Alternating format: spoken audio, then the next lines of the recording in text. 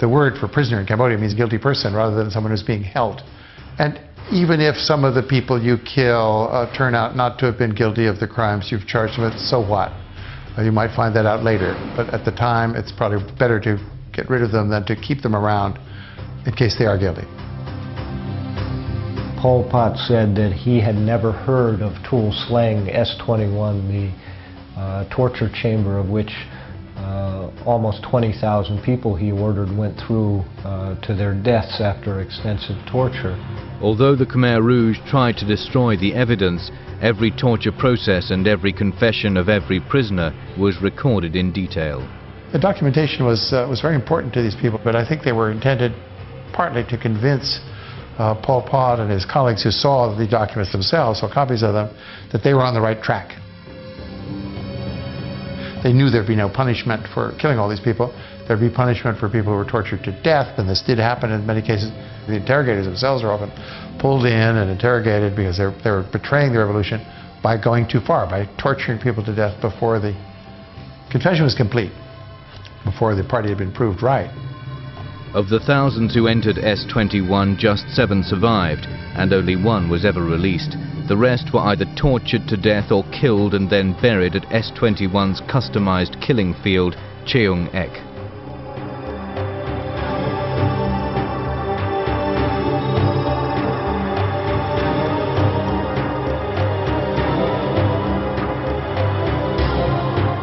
This was a systematic regime doing some systematic, cruel things to its own people for reasons that were demented but made sense to them.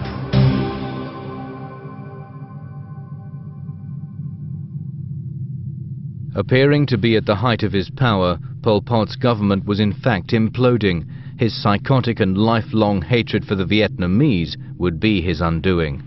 Pol Pot really believed that Cambodia would disappear off the map unless he was able to dispense with the Vietnamese threat. They thought it required a genocidal way of thinking against Vietnamese generally. Also, there's this much more primordial racist feeling that Vietnamese by nature could not exist and coexist with Cambodians, that there had to be an Armageddon. Every Cambodian should kill 30 Vietnamese. They could lose 2 million Cambodians. The Vietnamese would lose 60 million in this Armageddon, and we would still have 6 million left. In response to continuous raids into Vietnamese territory, on the 21st of December 1977, 150,000 Vietnamese troops stormed across the Cambodian border. By January the 6th, 1978, they were on the outskirts of Phnom Penh. With Cambodia, you have a span of 4 years of daily persecutions, humiliations, starvations, pain. So your soul as a human being gets desecrated more and more and more. So by the end of the 4 years, your hate, your anger, your hunger makes you a little bit less of a human being. Pol Pot and thousands of his Khmer Rouge henchmen fled Phnom Penh to northern Cambodia and Thailand. From here, Pol Pot continued a guerrilla war against the new Vietnamese government. It would be another 20 years before he was seen again, but this time he was on trial. The Khmer Rouge were people who no longer had faith in Pol Pot's leadership.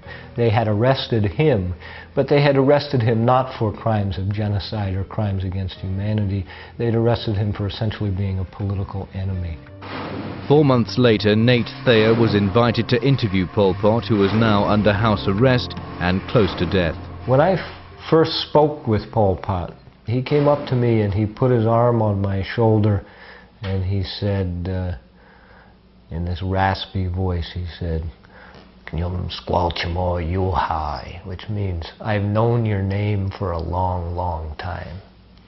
And that was the first thing he said to me, and he gave me this gentle, shy smile and kind of looked at me and gazed down and then took me by the arm and walked me to a little bamboo hut where he begged me to understand why it was necessary for him to execute little babies.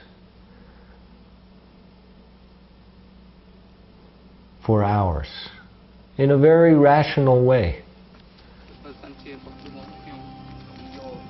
And of course, we started off knowing that it might be very short, asking him the fundamental questions of, you are accused of causing the deaths of hundreds of thousands, if not millions, of innocent Cambodians, and are you regretful? Are you sorry? And will you apologize? Which was a direct question repeatedly. And he refused to answer the question. And I did get angry, and he threatened to end the interview 3 times within half an hour because that was not an acceptable answer to me as a journalist or as a human being.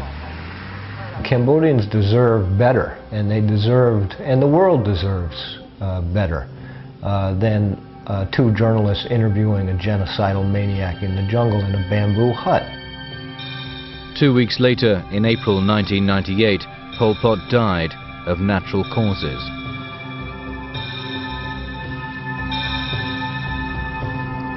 The madness unleashed on Cambodia by Pol Pot and his colleagues will never be forgotten, but so far it has gone unpunished.